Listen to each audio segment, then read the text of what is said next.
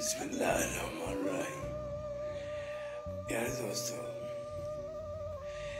इस्लाम में जो है सबसे अहम हकूक जो है वो हुकूक इबाद है।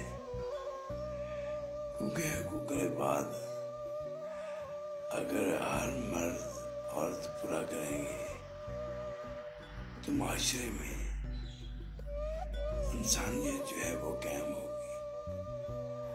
हर कोई एक दूसरे का हकूक दीन के मुताबिक पूरा करेगा, उससे एक अच्छा माशरा तश्कील देगा। और अहम हकूक इबाद ही है, क्योंकि इसकी माफी जो है वो हर इंसान एक दूसरे को देने का पाबंद है।